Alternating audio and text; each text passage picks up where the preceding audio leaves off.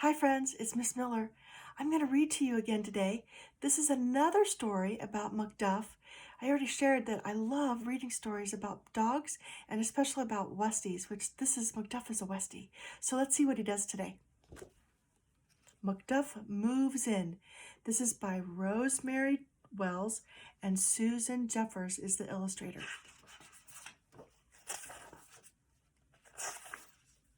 In the back of a dog catcher's truck sat a little white dog nobody wanted. Thump went the truck over a bump in the road. The little dog popped out into the night. Up there's the dog catcher's truck, and you see McDuff in the back. And there he is. He bumps out the back. He tumbled onto the soft earth of a tulip bed. He did not know where he was. He needed something to eat. He needed a warm place to sleep, so he went looking.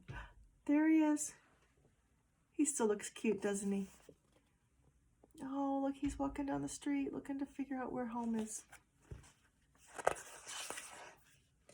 Woof, said the little white dog at the front door of number 6 Pine Road, but the answer from the other side was, growl. Woof, he said, on the front steps of number 12 Oak Lane, but someone said, hiss, from the wood pile. Let's see, look. There must be another dog in that house. And let's look at this one. Oh, we know it's making the hiss sound. It's cat. Strained voices hooted and whistled at him from the trees.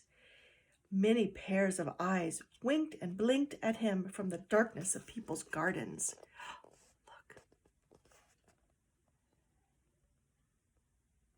I think McDuff might be a little scared. What do you think?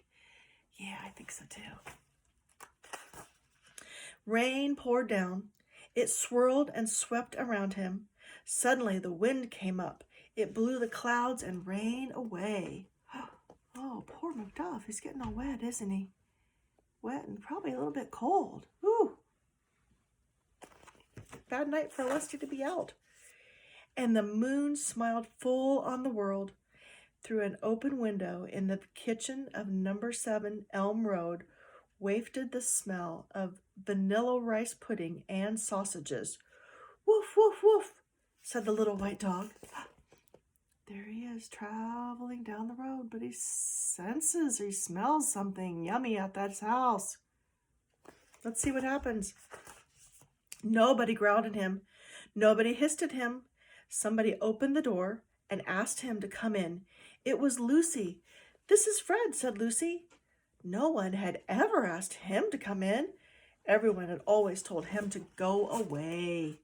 Look, there's Fred and Lucy. They open the door. Oh my goodness, he comes in. Look, he's following Fred. Fred looks like he has his jammies on. What does his collar say? Asked Fred.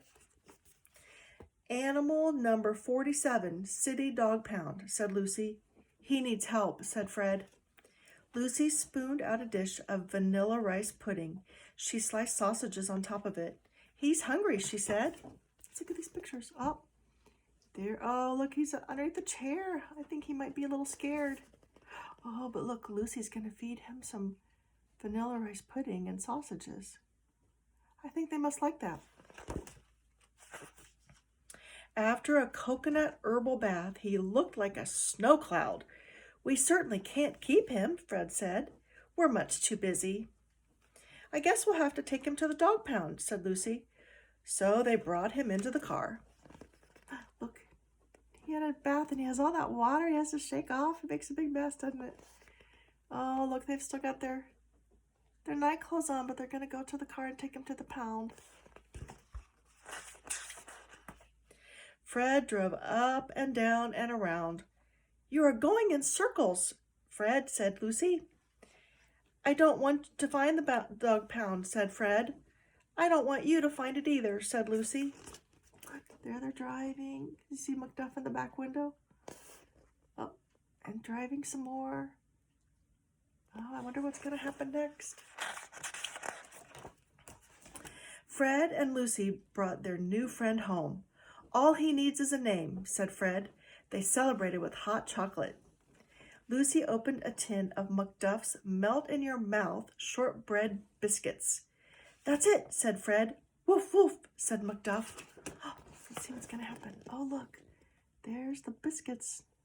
Those look like little shortbread cookies, don't they? Oh, look. There's McDuff. Yeah.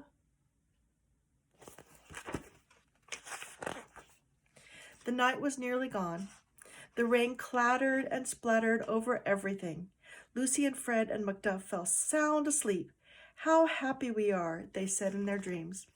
Oh, look at that picture. Look, they're both asleep, but Fred has his hand. He's holding on to McDuff's hand, isn't he?